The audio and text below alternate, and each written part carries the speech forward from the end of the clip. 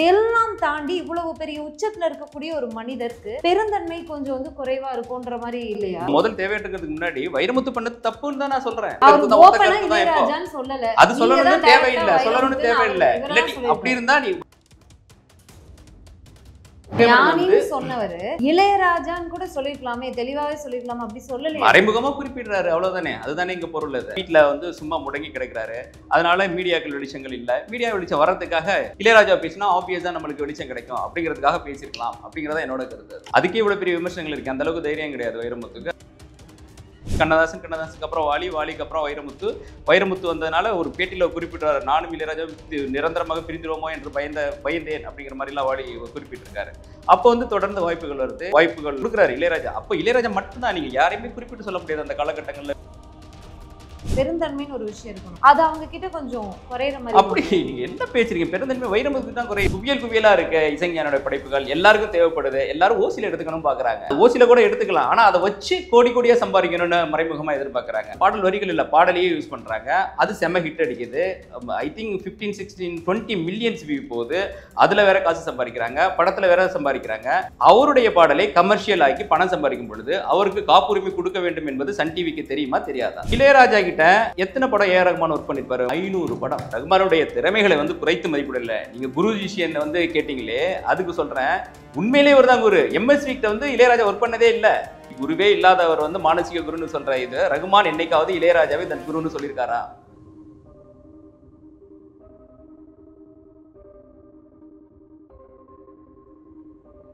Study in Singapore, Mauritius. Easy entry to Canada, UK, Europe, Australia, New Zealand. For admission contact 7904-710-512. வணக்கம். இசை பெரியதா மொழி பெரியதா அப்படிங்கிற ஒரு காம்படிஷன், ஒரு வாக்குவாதம், ஒரு கருத்து மோதல், இது ஒன்றும் புதுசு கிடையாது. தமிழ் சினிமா இண்டஸ்ட்ரிக்கு, தமிழ் சினிமாவில் இருக்கக்கூடிய சில ஞானிகளுக்கு இடையில நடக்கக்கூடிய ஒரு மிக பெரும் ஃபைட் தான். இது ஒன்றும் புதுசு இல்லை, நிறையாவே நடந்துதான் இருக்கு. தொடர்ந்து நம்ம பார்த்துட்டு தான் இருக்கோம். திடீர்னு கிளம்பும் அணையும் அப்படியே தான் போயிட்டு இருக்கு. அந்த வகையில இப்ப சமீபத்துல வைரமுத்து அவர்கள் மேடையில பேசும்போது இசை பெரியதா மொழி பெரியதா அப்படின்ற அவரே ஆரம்பிச்சு அவரே பேசின ஒரு விஷயம் தான் இப்ப மிக பெரும் சர்ச்சையை கிளப்பியிருக்கு. அதுக்கு பதிலும் கங்கை அமரன் அவர்கள் கொடுத்திருக்காரு. இது தொடர்பாக தான் விரிவாக பேச இருக்கோம். இதற்காக நம்முடன் இணையும் சிறப்பு விருந்தினர் அம்பேத்கர் மக்கள் இயக்கத்தின் தலைவர் இளமுருகு முத்து. அவர்கிட்ட பேசலாம். வணக்கம். முன்னாடி சொல்லிட்டேன், இசை பெரியதா மொழி பெரியதான்னு. ஒரு மேடையில பேசும்போது சகஜமா பேசுறாரு வைரமுத்து அவர்கள். அதுக்கு இவ்வளவு கடுமையான ஒரு பதிலடி கொடுக்கணுமா கங்கை அமரன் சார் அவர் அப்படிங்கிறது தான் இப்போ ஒரு மிக பெரும் கொஸ்டினா இருக்கு. அதுவுமே ஒரு குறிப்பிட்டு இளையராஜான்னு குறிப்பிட்டு பேசல, என்னுடைய பாடல் வரிகள்னு குறிப்பிட்டு பேசல, மொழி இசைன்னு தான் பேசியிருக்காரு. மொழியும் இசையும் அவரவர் சரிசமமான மரியாதை இருபுறமும் கொடுத்துட்டு போனா அது நல்லா இருக்கும் அப்படின்ற மாதிரி தான் பேசியிருக்காரு. இதுக்கே இவ்வளவு கடுமையான ஒரு பதிலடியை கங்கை அமரன் அவர்கள் வணக்கம். இதுல புரிஞ்சுக்க வேண்டிய விஷயம் என்னன்னா, வைரமுத்து என்ன வேணாலும் பேசலாம். அதுல கருத்து சுதந்திரம் இருக்கு, தனி மனித சுதந்திரம் இருக்கு. அதுல பேசுறதுல ஒன்றும் தப்பு கிடையாது. அதுவும் மொழியா இசையன்னு கூட பேசலாம். அந்த விவாதத்துக்கு ஏன் வந்ததுன்னு தெரியல. முதல்ல அது இப்போ இசைஞானி இளையராஜா இசைதான் பெரியது மொழி சிறியது அப்படின்னா அவர் எங்கேயும் பேசவும் இல்லை, பதிவிடவும் இல்லை. அவருடைய ஆர்குமெண்டே வேற. அவர் லீகல் ரைட்ஸ் கிளைம் பண்றாரு அவருடைய படைப்புகளுக்கு, அவ்வளவுதான். அது தனி, அதை பத்தி நம்ம பேசுவோம். இதுல ஒரு ஆடியோ ரிலீஸ் கூட கிடையாது, ஒரு திரைப்பட நிகழ்ச்சி. அதுல போயிட்டு திரைப்படத்தை பேசிட்டு அமைதியா வந்திருக்கலாம் வைரமுத்து. அது இல்லாம மொழியா இதான இல்லாத ஒரு பிரச்சனையை இருக்கிற மாதிரி உருவாக்குறாரு. அதை தான் நான் சொல்றேன், இல்லாத ஒரு பிரச்சனையை இருக்கிற மாதிரி உருவாக்குறாரு. உருவாக்கிட்டு அதையும் பேசி போயிருந்தா கடந்து போயிருக்கலாம் எல்லாரும், அதுல ஒன்றும் பிரச்சனை இருக்காது. கங்கை அமரன் அவர்களும் எதுவும் பேசியிருக்க போறது இல்லை. அதையெல்லாம் தாண்டி மொழிதான் பெரியது இல்லாட்டி இசைதான் பெரியது, இல்லை ரெண்டும் ஒண்ணு, இதை தெரிந்தவன் ஞானி தெரியாதவன் அஞ்ஞானி அப்படின்னு அந்த ஞானிங்கிற வார்த்தையை யூஸ் பண்றதுதான் இவர் மறைமுகமா இளையராஜாவை தான் குறிப்பிடுறாரு. ஏன்னா இசை சம்பந்தமா பேசுறாரு, ஞானிங்கிற பத்தி பேசுறாரு. இசை 2 ஞானி தான் நம்மளுக்கு தெரிஞ்சது, கலைஞானி கமலஹாசன், இசைஞானி இளையராஜா தமிழகத்துல. அப்படி இருக்கும்போது தெரிந்தவன் ஞானி தெரியாதவன் அஞ்ஞானின்னு ரொம்ப தரைக்குறைவா ஒரு பெரிய இசை மேதைய இசைஞானிய ஒரு உலகமே போற்றக்கூடிய, தமிழ்நாட்டின் சொத்து என்று போற்றக்கூடிய ஞானிங்கிறதுக்கு இந்த பொருளும் இருக்கு. அதையும் தாண்டி அது ஒரு தமிழ் வார்த்தை, அதை கூட நீங்க கம்பேர் பண்ணி தான் எடுத்துக்கணும். தமிழ்ல கோடி வார்த்தைகள் இருக்கு. அவர் எதையோ பேசியிருந்தா தெரியாது. அறிவாளின்னு சொல்றதுக்கும் நம்ம ஞானின்னு சொல்றோம் இல்லையா? அறிவாளின்னு சொல்லி தான் அந்த பிரச்சனை வந்திருக்காரு. இசையே பேசுறாரு, ஞானின்னு அவர் ஒரு கூப்பிடுறாரு. ரொம்ப கவிஞர், இது ஒரு கவித்துவமான வார்த்தைகளை வச்சு பேசுறாரு. கவித்துவமா இதையே நீங்க வந்து கவித்துவமா பேசுறதுக்கும் நிறைய வார்த்தைகள் இருக்கு. அதையும் நீங்க அவர் யூஸ் பண்ணியிருக்கலாம். அறிவாளின்னு சொல்லியிருக்கலாம், நீங்க சொன்ன மாதிரி சொல்லியிருக்கலாம், சிறந்தவர்னு சொல்லியிருக்கலாம், ஆன்றோர்னு சொல்லியிருக்கலாம், சான்றோர்னு சொல்லியிருக்கலாம். அதெல்லாம் சொல்லியிருந்தா இது பிரச்சனை ஆக போறதில்லை. இசையை பத்தி பேசுறாரு, ஞானி அஞ்ஞானின்னு வந்து குறிப்பிட்டு தான் சொல்றாரு இசை ஞானி அப்படிங்கிறதா கங்கைமரனோட கருத்து. அந்த கருத்துல நானும் ஒத்து போறேன். அதனால இல்ல, கங்கைமரன் வந்து ஞானின்னு சொன்னவரு இளையராஜான்னு கூட சொல்லிருக்கலாமே, தெளிவாவே சொல்லிருக்கலாமா? அப்படி சொல்லலையே. மறைமுகமா குறிப்பிடுறாரு, அவ்வளவுதானே. அதுதானே இங்க பொருள். அது அதுக்கே இவ்வளவு பெரிய விமர்சனங்கள் இருக்கு. அந்த அளவுக்கு தைரியம் கிடையாது வைரமுத்துக்கு. அதனால ஞானிங்கிறாரு. இல்லை, பேசி பார்க்க சொல்லுங்க. அது வந்து கண்டிப்பா இளையராஜா இசைஞானியை தான் குறிக்குது. அதனால வந்து அவருடைய தம்பியா தார்மீக உரிமையோட கங்கைமரன் அவர்கள் வந்து சொல்லியிருக்காரு, இது மாதிரி பண்ணக்கூடாது, இது சொன்னது வந்து தப்பு, இது வந்து கண்டிக்கத்தக்கது, இது வந்து நீங்க எப்படி வந்தீங்க, யார் உங்களை அறிமுகப்படுத்தினாங்க, எப்படி நீங்க உயர்ந்தீங்க அப்படிலாம் கொஞ்சம் நினைச்சு பார்க்கணும் அப்படிங்கிறது வந்து அவருடைய பார்வை, திரு கங்கைமரனுடைய பார்வை. இல்லைன்னா இவர் இல்லைன்ற மாதிரி தானே பேசுறாரு. இல்லைன்னு பேசியிருக்காரு. அதுலயும் எனக்கு உடன்பாடு உண்டு. எப்படி உடன்பாடு உண்டுன்னா, நான் எல்லா நேர்காணலையும் சொல்லியிருக்கேன், வாய்ப்பு ஆப்பர்ச்சுனிட்டி கிடைச்சாதான் சச்சின். ஒரு சச்சின் வர்றதுனால ஒரு வாய்ப்புங்கிறது வந்து உருவாகணும். அது யார் மூலமா அந்த வாய்ப்புங்கிறது வந்து ரொம்ப முக்கியம். சச்சினோட நல்லா விளையாட தெரிஞ்ச பசங்க, ரொம்ப இருக்கிற பசங்களாம் இன்னும் வெளியில இருக்காங்க, இல்லைன்னு நம்ம சொல்லிட முடியாது. அந்த வாய்ப்பு இருந்தனால அந்த வாய்ப்பை பயன்படுத்திக்கிட்டு உறுதிப்படுத்தினாரு. அதுதான் சச்சின். அதே மாதிரி 1980களில் வந்து இவர் வராரு, நம்ம வைரமுத்து வராரு. வைரமுத்து வந்து பாடலுக்கு பாட்டு எழுதக்கூடாது, படங்கள் ரீல்களை எரிக்கணும்னு கவிதை எழுதினவர் வந்து வைரமுத்து, சினிமாவுக்கு எதிராகவே. ஒரு காலகட்டத்தில் வந்து கல்யாணத்துக்கு அப்புறம், அவருடைய கலப்பு திருமணத்துக்கு அப்புறம், குடும்பத்தால் கைவிடப்பட்டதுக்கு அப்புறம் பாடல் எழுதக்கூடிய சூழ்நிலை வருகிறது. அதனால வந்து பாரதிராஜா வந்து அறிமுகப்படுத்துறாரு, பக்கத்து ஊருக்காரு அப்படிங்கிற வந்து ஒரு அடிப்படையில். அப்ப இளையராஜா வந்து உச்சத்தில் இருந்த காலம், இசையின் உச்சத்தில் இருந்த காலம். அந்த காலகட்டங்கள்ல எந்த மாதிரி காலகட்டங்கள்னா, ஒரு வருடத்திற்கு 55 படங்களுக்கு இசையமைத்த காலம். ஒரு வருடத்துக்கு 52 வாரங்கள் தான் இல்லையா? அப்போ வந்து லெஸ் தென் வீக் ஒரு மூவி அப்படிங்கிற மாதிரி எடுத்து பண்ணிட்டு இருக்காரு. இது மனித இனத்திலேயே யாரும் செய்ய முடியாத சாதனை அப்படின்னு நான் பதிவு பண்றேன். ஏன் அப்படின்னு பதிவு பண்றேன்னா, நம்ம உலகத்திலேயே பெரிய இசை வித்வான்கள் எடுத்துக்கிட்டாங்க, நீங்க பீத்தோவன் எடுத்துக்கிட்டாலும் சரி, பாக் எடுத்துட்டாலும் சரி, மொசார்ட் எடுத்துட்டாலும் சரி, அவர்கள்லாம் செய்யாத சாதனை. அவருக்கு பெரிய பெரிய சிம்பனி செஞ்சிருக்கலாம், அதை விட பெரிய சிம்பனி செய்யறதுக்கு காத்திருக்காரு இசைஞானி. ஒரு பெரிய சிம்பனி அமெரிக்காவில் செய்ய போறாரு கொஞ்ச காலங்கள்ல. அது மாதிரி தொடர்ந்து ஓடிக்கிட்டு இருக்காரு. அந்த மாதிரி ஒரு இசைஞானி கிட்ட அந்த மாதிரி ஒரு பீக்ல இருக்கும்போது அவரால் அறிமுகப்படுத்தப்படுறாரு. அதனால அறிமுகப்படுத்தினா வரிசையா படங்கள் வருது. அப்ப கூட வாலி கொஞ்சம் ஓரங்கட்டப்பட்டார் என்ற ஒரு பேச்சு கூட இருந்தது. அதுக்கு முன்னாடி வாலி தான் எழுதிட்டு இருக்காரு. ஃபர்ஸ்ட் கண்ணதாசன், கண்ணதாசனுக்கு அப்புறம் வாலி, வாலிக்கு அப்புறம் வைரமுத்து. வைரமுத்து வந்ததுனால ஒரு பேட்டியில குறிப்பிட்டார், நானும் இளையராஜா நிரந்தரமாக பிரிந்துருவோமோ என்று பயந்தேன் அப்படிங்கிற மாதிரிலாம் வாலி குறிப்பிட்டிருக்காரு. அப்போ வந்து தொடர்ந்து வாய்ப்புகள் வருது, இவருக்கு வாய்ப்புகள் கொடுக்குறாரு இளையராஜா. அப்போ இளையராஜா மட்டும்தான், நீங்க யாரையுமே குறிப்பிட்டு சொல்ல முடியாது அந்த காலகட்டங்களில். வேற பக்கத்துல இளையராஜா பக்கத்துல பெரிய இசையமைப்பாளர் அப்படின்னு சொன்னால, அதனால அவ்வளோ பெரிய வந்து உச்சத்தில் இருந்த காலத்தில், இசைஞானி உச்சத்தில் இருந்த காலத்தில் வைரமுத்துக்கு வாய்ப்பு கொடுத்ததுனால தான் அவ்வளோ பேரும் புகழும் கிடைச்சதே தவிர, இல்லாட்டி கிடைக்காமல் போயிருக்கலாம், ஹைப்போதெட்டிக்கலா சொல்றேன். அதையும் தாண்டி நன்றி மறக்க கூடாது அப்படி இப்படி இந்த வார்த்தைகள்லாம் தேவை தப்பு கிடையாது. அதையும் நன்றி மறக்க கூடாதுங்கிறது வந்து சொல்லுவது குறிப்பிட்டு அவர் வந்து அதுவும் கங்கைமரன் சார் வந்து டைரக்டா வந்து வைரமுத்து சார் பேரை சொல்லி பேசுறாரு. ஆமா, அதே மாதிரி வைரமுத்து சார் வந்து இளையராஜான்னு சொல்லி பேசலையே. அப்படி இருக்கும்போது நீங்களா வாலண்டியரா வந்து அப்படி கிடையாது. இல்ல மறுபடியும் நீங்க அதே கேள்விக்கு, அதாவது பெருந்தன்மைன்னு ஒரு விஷயம் இருக்கணும். அது அவங்க கிட்ட கொஞ்சம் குறையிற மாதிரி. அப்படி நீங்க என்ன பேசுறீங்க? பெருந்தன்மை வைரமுத்துக்கு தான் குறையுது. சரி, நீங்க வைரமுத்துக்கு பெருந்தன்மை இருந்தது, வைரமுத்துக்கு நன்றி உணர்வு இருந்தது. இளையராஜா அவர்களால் அறிமுகப்படுத்தப்பட்டவர்கள் எத்தனையோ பேர் இருக்காங்க, அவங்க எல்லாம் நல்லா இருக்காங்க. அதெல்லாம் வந்து எல்லாருமே ஒத்துக்கக்கூடிய விஷயம் தான். இளையராஜா அவர்களுடைய இசை என்னைக்கும் எங்கேயுமே வாழும். இதெல்லாம் யாராலையுமே மறுக்க முடியாத ஒரு விஷயம். இதெல்லாம் தாண்டி இவ்வளவு பெரிய உச்சத்துல இருக்கக்கூடிய ஒரு மனிதருக்கு பெருந்தன்மை கொஞ்சம் வந்து குறைவா இருக்கும்ன்ற மாதிரி இல்லையா? இளையராஜா எதுவும் பேசலையே. இளையராஜா இதுக்கு ஏதாவது பதில் கொடுத்தாரா? இளையராஜா பத்தி இதை பத்தி பேசினாரா? இளையராஜா எது மொழி இசை அப்படின்னு இல்ல அவரை பத்தி எதுவுமே அவர் சீன்லயே வரலையே. அவர் இப்ப வந்து மொரிஷியஸ்ல இருக்காரு, அவருக்கு கான்செர்ட் இருக்கு நாளைக்கு, அந்த வேளையில அவர் இன்னைக்கு வந்து ட்விட்டர் உலகத்துல வாழ்ந்துட்டு இருக்கோம். எந்த அறிவிப்பும் சரி, எந்த விஷயமுமே வந்து ஒரு ட்வீட் போட்டா முடிஞ்சு. இந்த மோதல் தேவையற்றது அப்படின்னு ஒரு ட்வீட் போட்டிருந்தாலே போதுமே. இல்ல இதுல வந்து நம்ம ஃபர்ஸ்ட்டுக்கு வருவோம். முதல் தேவையற்றதுக்கு முன்னாடி வைரமுத்து பண்ணது தப்புன்னு தான் நான் சொல்றேன். நானே சொல்றேன், கங்கைமரன் என்ன சொல்றாரோ அதே கருத்து தான். அது சொல்லணும்னு தேவையில்லை, இல்லாட்டி அப்படி இருந்தா நீ வைரமுத்து இதுக்கு பதில் கொடுத்துருக்கலாமே. 2-3 நாள் ஆச்சு கங்கைமரன் காட்டமா பேசி. நான் வந்து இளையராஜா பேசலன்னா அவர் சொல்லிட்டா முடிஞ்சு போச்ச பிரச்சனை. அதை சொல்லாம ஏன் இருக்காரு?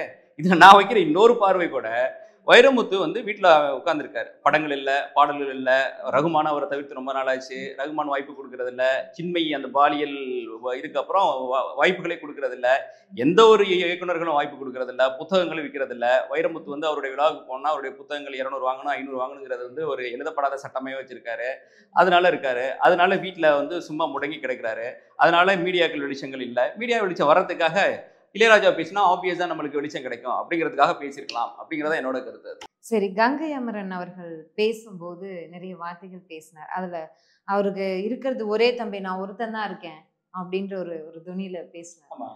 இது இந்த இடத்துல என்ன மீன் பண்ணி அவர் சொல்றாரு? இல்ல இளையராஜாவுக்கு நீங்க கேட்கறதுக்கு ஆள் இல்லைன்னு ஒண்ணு நினைக்க வேணாம். ஐ மீன் கோடான கோடி ரசிகர்கள் இருந்தாலும் அதையும் தாண்டி வந்து ஒரு உடன் பிறந்த ரத்தம் ஒண்ணு இருக்கு, நான் இருக்கேன் அப்படிங்கிறத மீன் பண்ணிருக்கலாம். இல்லாட்டி அவங்க சகோதரர்கள் வந்து 4 பேர், 2 பேர் இறந்துட்டாங்க, இவர் ஒருத்தர் தான் உயிரோட இருக்காரு, அதை கூட மீன் பண்ணிருக்கலாம். அதனால நான் தம்பி உடையான் படைக்கஞ்சான் அப்படிங்கறத கூட மரபேமுக சொல்லியிருந்திருக்கலாம். இல்ல, அது ஒரு மிரட்டும் துணியில தான் இருந்துச்சு. நீங்க சொல்ற மாதிரி இல்லையே, இந்த மாதிரி சாஃப்டா இல்லையே, நான் ஒருத்தன் தான் இருக்கேன் பார்த்து அப்படின்ற மாதிரி தானே. பாத்துலாம் இல்ல, நான் தம்பி இருக்கேன்னு தானே சொல்லியிருக்காரு. அதுல என்ன தவறு இருக்கு? கொஞ்சம் வந்து அந்த துணி வேற மாதிரி தான் இருந்துச்சு. நீங்க உங்களுக்கும் தெரிஞ்சிருக்கும், நீங்க பாத்துருப்பீங்க. இல்ல, அது நம்ம அப்படி கம்ப்ளீட்டா ஒரு பெர்செப்ஷன்ல போயிட முடியாது. நான் ஒரு தம்பி, அந்த முக்கியமான ஒரு அப்டிராக்ட் காரம்சம் வந்து அதுதான், நான் ஒரு தம்பி இருக்கேன் அப்படிங்கறது வந்து அவர் சொல்ல மிரட்டும் துணியில தான் கண்டிப்பா அது இருந்துச்சு. இப்ப இன்னைக்கு வந்து இருவருமே உச்சத்துல தான் இருக்காங்க. அவர் வந்து ஒரு கவிஞராக உச்சத்துல இருக்காரு. நிறைய விஷயங்கள், குற்றச்சாட்டுகள் அவர் மீது இருந்தாலும், வைக்கப்பட்டிருந்தாலும், அவரும் அவருடைய துறையில உச்சத்துல இருக்காரு. இளையராஜா அவர்கள் அவருடைய துறையில ஒரு மாபெரும் உச்சத்துல இருக்காரு. இது யாராலையுமே மறுக்க முடியாது. இதையும் தாண்டி பல இடங்கள்ல பல நேரங்கள்ல இவங்களுக்கு கருத்து முரண் ஏற்படுது நீண்ட நெடிய காலமாக. கங்கை அமரன் அவர்கள் என்ன சொல்றாரு அப்படின்னா, இளையராஜா அவருக்கு தொடர்ந்து பாடிக்கிட்டு இருந்தா இவர் இந்த மாதிரி மாறி இருக்க மாட்டாரு அப்படின்னு ஒரு விஷயத்த சொல்றாரு. இது எங்க இல்ல, இதுதான் இல்ல, இதை வந்து வேற மாதிரி பார்க்கலாம். என்னோட பார்வை இதுல எப்படின்னா, அவருடைய கருத்துல ஒட்டி போகுது. இப்போ வந்து நான் முதல்ல சொன்னேன்ல, வைரமுத்து வந்து இளையராஜாவோட கம்பேர் பண்ணாதீங்க, அவர் உச்சத்துக்குலாம் இல்லை. அவர் நான் 1000 எடுத்துக்காட்டு சொல்லுவேன், அது வேணாம். இளையராஜா அது வந்து ஒரு இது என்னுடைய பொக்கிஷம் அப்படி வச்சுக்கலாமே. அப்படி இருக்கும்போது இளையராஜா வந்து ஓடிக்கிட்டே இருக்காருன்னா 82 வயசு ஆயிடுச்சு. 82 வயசுலயும் இன்னும் வந்து பாட்டு எழுதுறாரு, இன்னும் வந்து பாட்டு பாடுறாரு, இன்னும் வந்து மியூசிக் பண்றாரு, இன்னும் வந்து ஆல்பம் பண்றாரு. அந்த விடுதலைகள் வந்த பாட்டுகள், அவர் பாடின பாட்டுகள், அவர் எழுதின பாட்டுகள், அந்த இசையெல்லாம் இன்னும் பேசப்பட்டு கொண்டிருக்கின்றது. 82 வயசுலயும் வந்து உலகம் முழுக்க கான்செர்ட் பண்ணிட்டு இருக்காரு, இன்னும் இயங்கிக்கிட்டு இருக்காரு. அது வந்து வைரமுத்துல வந்து அதுல 1% கூட இல்லை. அவர் ஓய்வு எடுக்கிற சூழ்நிலைக்கு வந்துட்டாரு. அந்த வந்து ஒரு வன்மத்தால தான் அவர் இப்படி பேசுவாரோ அப்படிங்கிற கருத்தை வந்து நான் முன்வைக்கிறேன். அதனால இப்போ இளையராஜா கூட இருந்துட்டு அவர் கூடயே பயணிச்சிருந்தா இந்த பிரச்சனை வந்திருக்காதுங்கிற அடிப்படையில கூட சரி, வைரமுத்து அவர்கள் பேசும்போது மொழி பெரியதா இசை பெரியதா அப்படிங்கறதுலதான் பேசிருக்காரு. கடைசியில மொழி பெரியதுங்கிறதுல முடிச்சிருக்காரு. அது அடுத்த விஷயம். கங்கை அமரன் சார் அவர் பேசும்போது கூட அதே துணையிலே பேசிருக்கலாமே. டைரக்டா வந்து அவர் பேரே மென்ஷன் பண்ணல அப்படின்றீங்க. மறுபடியும் அவரை தான் மென்ஷன் பண்றாரு. உலகமே அறிந்த செய்தி. இல்லாட்டி வைரமுத்து வந்து மறுப்பு தெரிவிச்சிருப்பாரு. அதே சொல்ற நீங்க வலைதளத்துல, அதே சொல்ற ட்விட்டர்ல வந்து அவர் ஒரு வார்த்தை போட்டிருந்தா இந்த பிரச்சனை முடிஞ்சிருக்கும். அவர் இன்னும் அதுக்கு மறுப்பு தெரிவிக்காதது வந்து அவர் அதான் இசைதான் பெரியதுன்னு சொல்ல வர்றாரு. கங்கை அமரன் அவர்கள் அவரு எக்ஸ்பிரஸ் பண்ணிருப்பாரு, இசைதான் பெரியது, பாடல் வரிகள் ஒண்ணுமே இல்ல, ஹம் பண்ணிட்டு போயிட்டா பாடல் இதாயிடுமா அப்படின்னு. இதை எப்படி பாக்குறீங்க? ஆமா, நானும் அந்த கருத்துல தான் இருக்கேன்.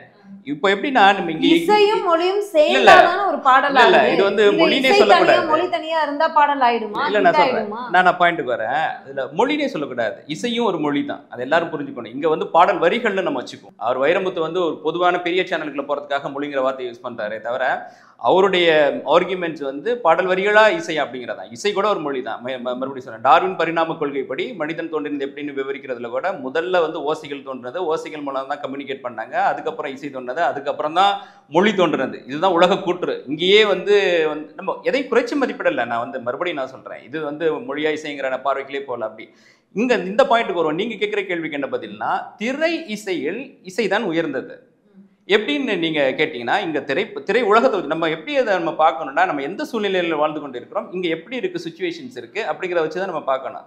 இது வந்து நம்ம முழுக்க வைரமுத்து பேசுறது சரி, கங்கை அமரன் பேசுறது சரி, மற்றவங்க பேசுறது எல்லாமே திரை இசை தான். திரை இசையில வந்து ஒரு பாடலை தீர்மானிக்கிறது வந்து இசையமைப்பாளர் தான்.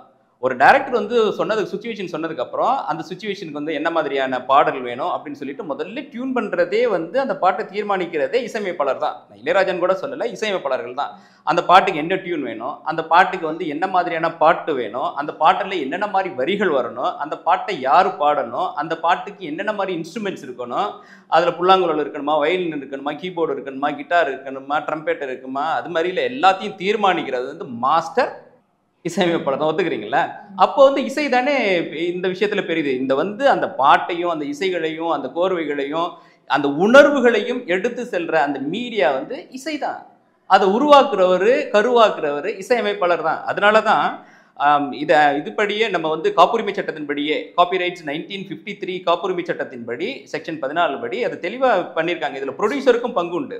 ப்ரொடியூசர் வந்து அவங்க ஓனர், இதில் வந்து கிரியேட்டர்ஸை வந்து ஆத்தர்னு டிஃபைன் பண்ணியிருக்காங்க. இன்னும் இதில் சொல்ல வேண்டிய உண்மைகள் என்னன்னா, இளையராஜா மட்டும் காப்புரிமை வாங்குறாருங்கிறது வந்து கிடையாது. இசையமைப்பாளருக்கும் உண்டு, பாடல் ஆசிரியருக்கும் உண்டு, பாட்டு பாடுறவங்களுக்கு உண்டு, ப்ரொடியூசருக்கும் உண்டு. வைரமுத்துவும் காப்புரிமை வாங்கி கொண்டிருக்கின்றார், கங்கை அமரனும் காப்புரிமை வாங்கி கொண்டிருக்கிறார் என்பதுதான் நிதர்சனமான உண்மை. சரி, வாங்குறாங்க தான், இல்லைன்னு சொல்லல. அதாவது பழைய படங்கள்ல போன சாங்ஸ், ஹிட் அடிச்ச சாங்ஸ், இல்லை பழைய படத்தோட ரஜினி படத்துடைய டைட்டில் பட பெயர்களே வந்து சில டைரக்டர்ஸ் யூஸ் பண்ணியிருக்காங்க. அதுக்கெல்லாம் வந்து நடிகர் ரஜினிகாந்தோ இல்லை கமல்ஹாசன் அவர்களோ போய் கேஸ் போட்டது கிடையாது.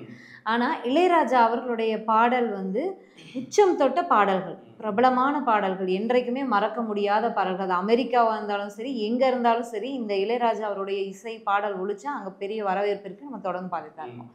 அப்படி இருக்கக்கூடிய ஒரு சில வரிகளை புதுசாக வர்றவங்க, திரைத்துறையில் காலை எடுத்து வைக்கிறவங்க, இன்றைக்கு திரைத்துறையில் சாதிக்கிறது, இன்னைக்கு முதல்ல கால் எடுத்து வைக்கிறது எந்த பின்புலமும் இல்லாமல் வர்றது எவ்வளவு கஷ்டமான விஷயம். எத்தனையோ பேர் வடபழனிலையும் அங்கேயும் தெரிஞ்சிட்டு இருக்கிறதெல்லாம் பார்த்துட்டு இருக்கோம்.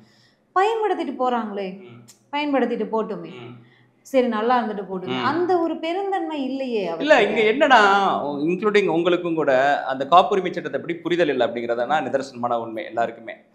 இசைஞானி இளையராஜா 5 வருஷத்துக்கு முன்னாடி வந்து இதை பற்றி ஒரு தெளிவாக ஒரு வீடியோ அனுப்பியிருந்தாரு. அதுக்கப்புறம் நான் அந்த ஆர்டிகல்ஸ்லாம் நிறைய படிச்சு பார்த்துருக்கேன். இதில் என்ன கேட்குறாங்கன்னா, மேலை நாடுகள்லாம் இது ரொம்ப சர்வசாதாரணம். மைக்கேல் ஜாக்சன் உட்பட எல்லாருக்கும் வந்து காப்பிரைட்ஸ் வந்து ரொம்ப நிரந்தரம். அவங்க பண்ணுற அந்த ஒர்க்கோட இதுக்கு பேர் கிரியேட்டிவ் ஒர்க்கு. அதுக்கப்புறம் அந்த காப்பிரைட்ஸ் ராயல்ட்டி தான் அவங்களுக்கு நிறையா வந்துகிட்டே இருக்கும். அது ஒன்று. ரெண்டாவது வந்து இசைஞானி இளையராஜா ரொம்ப தெளிவாக சொல்லியிருக்காரு. நான் வந்து இப்போ சாதாரணமாக வந்து ஒரு ஆர்கெஸ்ட்ராவில் பாடுறாங்க, கோயில் விழாவில் பாடுறாங்க, அங்கே பாடுறாங்க, அதுக்கெல்லாம் நான் கேட்கல. எங்க என்னுடைய பாட்டை படைப்புகளை பணமாக்குகிறார்களோ, எங்க வந்து எஃப்எம் ரேடியோல போடுறாங்களோ, எங்க வந்து ஃபாரின்ல போயிட்டு ஆர்கெஸ்ட்ரா பண்ணி திருவிழாலையும் மற்ற இந்த மாதிரி நிகழ்ச்சிகள் எல்லாம் போடலைன்னா அந்த பாடல் பிரபலமே அடையாது. இல்ல இளையராஜா பாடலுக்கு பிரபலம் தேவை கொடுக்க வேண்டிய நம்ம விளம்பரம் தேவையில்லை. பிரபலம் அடைந்த பாடல்களை தான் பாடுறாங்க. ஒரு பாடலை போட்டுறாங்க, அது இளையராஜா அவர்களாட்டும் இல்ல வேற ஏஆர் ரஹ்மான் ஆகட்டும், யாரா வேணா இருக்கட்டும், அந்த பாடல் மக்களிடையே எப்படி ரீச் ஆகும்? திரைப்பட தியேட்டர்ல மட்டும்தான் இல்ல, நீங்க மக்களிடையே ரீச்சுக்கு எஃப்எம் ஆகட்டும், நிகழ்ச்சிகள் ஆகட்டும், அங்க போகும்போது தானே மக்களுடைய பிரபலமாகும். இல்ல மக்களுடைய இல்ல நீங்க நல்லா புரிஞ்சுக்கங்க.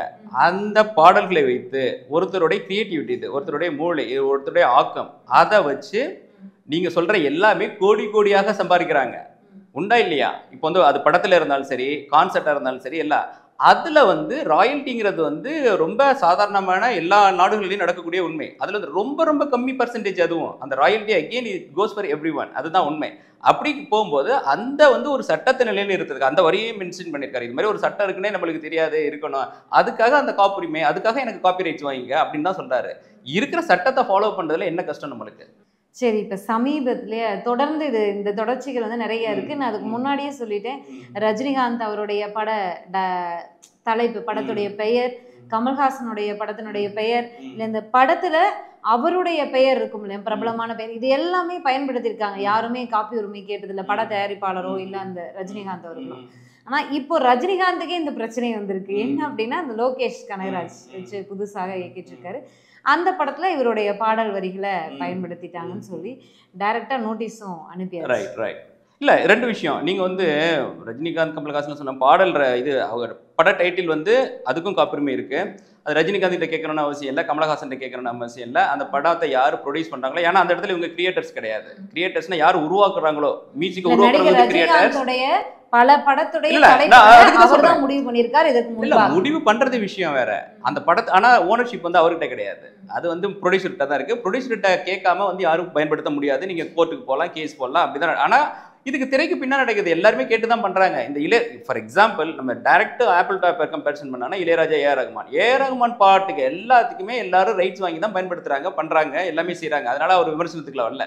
இன்னொன்று வந்து படைப்புகள் ஜாஸ்தி. இவருடைய பாடல்கள் வந்து 7000 8000 பாட்டுகள் இருக்குது. மற்றவங்களுடைய பாடல்கள் வந்து 500 600 கூட வராது. அதனால இவருடைய பாடல்கள் தேவைப்படுது. இவருடைய பாடல்கள் ஜீவன் இருக்குது, உயிர் இருக்குது, அதை பயன்படுத்தணும். மக்களுடைய அந்த பிரபலம் இருக்குது, அதுக்காக பயன்படுத்துகிறாங்க. அதனால வெளியில் ரொம்ப தெரியுது. 2 3வது உங்கள் கேள்விக்கு பதில் வந்து இந்த படத்தில் வந்து ஒரு பெரிய நிறுவனம், சட்டத்திட்டங்கள்லாம் தெரிந்த நிறுவனம், ஒரு அரசோட நெருக்கமாக இருக்கக்கூடிய நிறுவனம், 2000 கோடி 20,000 கோடி 2000 கோடி 3000 கோடிக்கு மேலே உள்ள அந்த நெட்வொர்க் உள்ள நிறுவனம் அவங்க பண்ணுறாங்க. அந்த படத்துக்கு அந்த அவருடைய பாடலையே யூஸ் பண்ணுறாங்க. பாடல் வரிகள் இல்லை, பாடலையே யூஸ் பண்ணுறாங்க.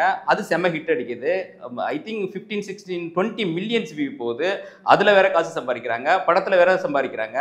அவருடைய பாடலை கமர்ஷியல் ஆக்கி பணம் சம்பாதிக்கும் பொழுது அவருக்கு காப்புரிமை கொடுக்க வேண்டும் என்பது சன் டிவிக்கு தெரியுமா தெரியாதா? நான் ரஜினிகாந்தை பற்றி பேசல, யோகேஷ் கனகராஜை பற்றி பேசல, அவங்களாம் ஆர்டிஸ்ட், அவங்கள விட்டுருவோம். இது இவங்களுக்கு தான் முழு பணமும் போகுது.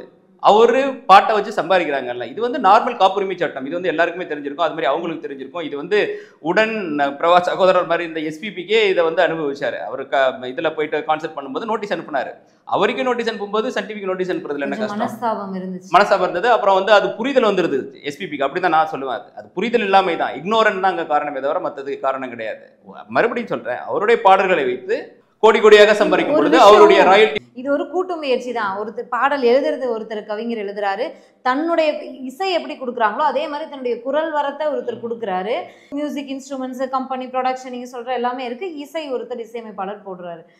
எல்லாத்துக்குமே சமமானதானே? சமம் கிடையாது. எஸ்பிபி விஷயத்துக்கு மட்டும் நான் இதை கேட்கிறேன். இல்ல இது கூட்டு முயற்சி தான். எல்லாத்துக்குமே கூட்டு முயற்சி இருந்தாலும் அதுக்குன்னு ஒரு தலைவர் இருப்பார். ஒரு டீம்னா ஒரு டீம் லீடர் இருப்பார். ஒரு ப்ராஜெக்ட்னா ஒரு ப்ராஜெக்ட் மேனேஜர் இருப்பார். ஒரு கம்பெனினா அதுக்கு சிஓ இருப்பார். ஒரு மூவினா அதுக்கு ஒரு ப்ரொடக்ஷன் இருப்பாங்க. அதுக்கு எல்லாத்துக்குமே ஒரு தலைவர். ஒரு மியூசிக்னா ஒரு மியூசிக் டைரக்டர் இருப்பாரு. அதுதான் நான் முதல் கேள்விக்கே இதுக்கு தான் பதில் சொன்னேன். ஒரு மியூசிக் இல்ல உங்களுக்கு இல்ல ஒரு பதில் நான் சொல்லணும். இல்ல குறை இல்ல.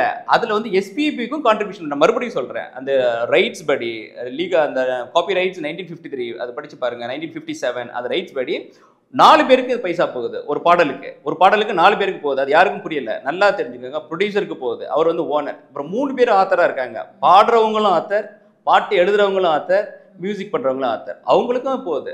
இதே எஸ்பிபி போகிறதுக்கு அவங்க பையன் இப்போ வாங்கிட்டு இருப்பார். ராயல்ட்டி எல்லாருக்கும் தான் போயிட்டு இருக்கு. அது வெளியில யாரும் சொல்றதில்லை.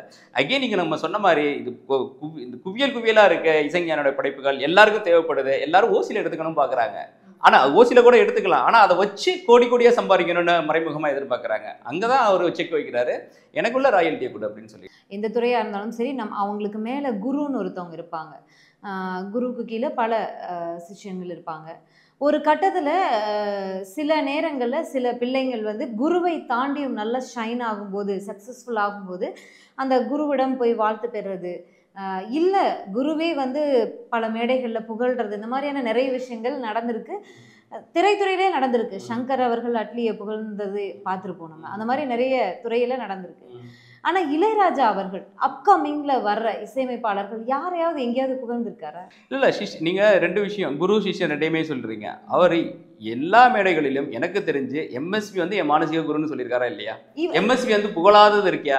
ஈவன் சொல்லியிருக்காரு, எம்எஸ்வி எல்லாம் போட்ட பிச்சை தான் என்னோட இசையில் கூட சொல்லியிருக்காரு. ஆமா, அவரோட குருவை புகழ்ந்திருக்காரு. அவருக்கு பின்னால் வந்திருக்கக்கூடிய அடுத்த தலைமுறையை என்னைக்காவது புகழ்ந்திருக்காரு? இல்ல அது வந்து ஒரு பெரிய கேள்வி. அதுக்கு வந்து எத்தனை பேர் அவர் கூட ஒர்க் பண்ணிருக்காங்க, எத்தனை பேர் அவர் சாட்டிஸ்ஃபை பண்ணிருக்காங்க. போட்டு ஒரே தமிழ் சினிமா இண்டஸ்ட்ரியில இருக்கு. இன்னைக்கு இவரோட இண்டஸ்ட்ரியில இளையராஜா இருக்காரு, அடுத்த ஏஆர் ரஹ்மான் இருக்காங்க, எத்தனையோ மியூசிக் டைரக்டர்ஸ் இருக்காங்க.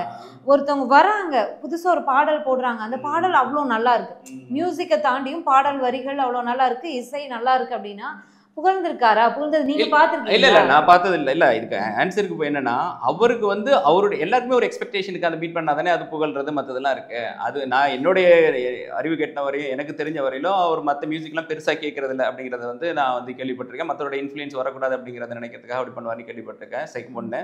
செகண்ட் வந்து அப்படியே கேட்டிருந்தாலும் அவருக்கு பிடிச்சதா தானே புகழ முடியும். இப்போ பிடிக்காமலேயே வந்து வந்து எம்எஸ்சியை வந்து இவ்வளவு தலையில தூக்கி வச்சு பேசுறாரு, அது மாதிரி கூட இருக்கலாம். அதனால அவர் வந்து குருவை என்னைக்கு மறந்தது இல்ல. ஆஸ்கார் அவார்டு வாங்கியிருக்காரு சார் ஏஆர் ரஹ்மான். அவருக்கு தங்க சங்கிலி போட்டாரு இளையராஜா. அதுக்கு மேல இன்னொன்னு சொல்றேன், நீங்க இவ்வளவு சொல்றீங்களே குருவை பாராட்டன்னு, என்னையே கேட்டா இதை நான் பதிவு பண்றேன், ஏஆர் ரஹ்மானுக்கு இளையராஜா தான் குரு. எப்படி குருன்னு நான் சொல்றேன்னா, ஏஆர் ரஹ்மான் என்னைக்குமே இளையராஜா பத்தி நான் அவர்கிட்ட கத்துக்கிட்டேன் இதை பண்ணேன்னு பெருசா பேசினது இல்லை. இப்போ 1-2 பேசுறாரு. இப்போதான் அவரு வேற இதுக்கு ஸ்டேட்டுக்கு வர்றாரு, அதனால பேசுறாரு. இளையராஜா கிட்ட எத்தனை படம் ஏஆர் ரஹ்மான் ஒர்க் பண்ணிருப்பாரு உங்களுக்கு தெரியுமா? சும்மா சொல்லுங்க. தெரியல. இல்ல ஒரு இதுவா 10 படம் 500 படம். நான் அதை தான் சொல்ல வரேன். ரகுமான் கத்துக்கிட்டது எல்லாமே இளையராஜா கிட்ட தான். நான் வந்து அது சொன்னாலும் சொல்லாட்டி 500ங்கிறதுலேயே உங்களுக்கு புரிஞ்சிருக்கு. அஞ்சலி வரையில அவர்கிட்ட ஒர்க் பண்ணிட்டு இருக்காரு. அஞ்சலிக்கு கீபோர்ட் பிளே பண்ணதுலேருந்து அவர் தான். இதை வந்து நான் சொல்லலை. இளையராஜா 1000 அப்படிங்கிற ஒரு நிகழ்ச்சியில் வந்து ஏஆர் ரஹ்மானும் இளையராஜாவும் ஒன்றா இருந்தாங்க. அந்த இதில் அது இளையராஜா ரஹ்மான் கூட அந்த மௌன ராகம் அந்த இது வாசிச்சு காட்டுறாரு. அப்போ வந்து இளையராஜாவை ஓப்பன் கேட்டார், நீ எத்தனை படம் என் கூட ஒர்க் பண்ணியிருப்பா அப்படின்னு. அப்போ வந்து சிரிச்சிட்டே இருக்காரு இவர். நீ வந்து என்னைக்காவது சொல்லியிருக்கேன்னா அதே மேடையில் கேட்குறாரு, நீங்களாம் பார்த்துருப்பீங்க. அப்படி ஒரு எல்லாத்தையும் அங்கே இருந்தால் அதிகபட்சமாக கற்றுருப்பேன். நான் ரஹ்மானுடைய திறமைகளை வந்து குறைத்து மதிப்பிடலை. நீங்கள் குரு ஜிஷியன் வந்து கேட்டிங்களே, அதுக்கு சொல்கிறேன், உண்மையிலே இவர் தான் குரு. எம்எஸ்வி கிட்ட வந்து இளையராஜா ஒர்க் பண்ணதே இல்லை. எம்எஸ்சி இருக்கும்போது இவர் வந்துட்டாரு. எம்எஸ்சி கிட்ட ஒர்க் பண்ணல, இவர்கிட்ட தான் ஒர்க் பண்ணாரு, கேவி மகாதேவன் மற்றவங்க கிட்ட. அப்படி இருக்கும்போதும் அவரை பாட்டு தான் சின்ன வயசுல கேட்டு வளர்ந்தோம் அப்படிங்கிறது வந்து ஏகலைவன் மாதிரி கேஸ்ல வந்து எம்எஸ்வி வந்து நான் மானசீக குரு அப்படின்றாரு. அப்படி இருக்கும்போது 500 படங்கள் ஒர்க் பண்ண ரகுமான் என்னைக்காவது வந்து குரு நான் அவர்கிட்ட இருந்து கத்துக்கிட்டேன்னு ஒரு வார்த்தை சொன்னதில்லை. இதுக்கு என்ன சொல்றீங்க? ஆனாலும் அவர் நான் பெரியவன் நீ பெரியவன் பேசினது இல்ல. யாரு? ஏஆர் ரஹ்மான். இளையராஜா என்னைக்கு மற்றவங்களை பத்தி பேசியிருக்காரு? நான் அவங்களோட பெரியவங்கன்னு சொன்னது இல்லையே. நான் ரகுமானோட நான் பெருசு, இவனோட நான் வைரமுத்தோட பெருசு கம்பேர் பண்ணி பேசுனது இல்லையா? ஆமா, கம்பேர் பண்ணி பேசுனது இல்ல. ஆனா நானே பெரியவன்னு பேசிருக்கேன். அதுல ஒண்ணும் தப்பு இல்லையே. அவர் அப்படி நினைக்கிறாரு. அந்த இல்ல அதுல தப்பு இல்லைன்னா, இப்போ வந்து நான் அரசியல்ல நான் பெரியவன், கவித்துவத்துல நான் பெரியவன், வியாபாரத்துல நான் பெரியவன், வணிகத்துல நான் பெரியவன், இல்லாட்டி விஞ்ஞானத்துல நான் பெரியவன் சொல்லியே இசைத்துறையில நான் பெரியவன்றாரு. உண்மைதானே? நான் ஒருத்தன் தான் அப்படின்னு அப்படிலாம் சொல்ல மாட்டாரு. நான் ஒருத்தன் தானே. அவர் பெரியவர் தான். இசை உலகில அவர் பெரியவர் தான். 6000 படங்கள். என்னைக்கா இருந்தாலும் ஒருத்தர் வந்து நான் பெரியவன் அவரே சொல்லிக்கிறத தாண்டி அடுத்தவங்க சொல்றதா நல்லா இருக்கும். உலகமே தான் சொல்றாங்களே. அவரே இல்ல ஏதாவது ஒரு நிர்பந்தத்துல வந்து சொல்லிருப்பாரு, சூழ்நிலை அந்த கான்டெக்ட் சரியாம நம்ம பேசணும், நீங்க கேட்கறதுக்காக நான் பதில் சொல்றவனே தவிர மற்றபடி அவர் பெரியவர் தான். நீங்க மறுபடியும் இந்த கொஸ்டினை நீங்க எல்லாரும் நினைச்சு பாருங்க. நான் எல்லாருக்கும் சொல்றேன், நீங்க குரு சிஷியன் கேட்டதுக்காக சொல்றேன். குருவே இல்லாதவர் வந்து மானசீக குருன்னு சொல்ற இது ரகுமான் என்னைக்காவது இளையராஜாவை தன் குருன்னு சொல்லியிருக்காரா? நன்றி சார். நன்றி.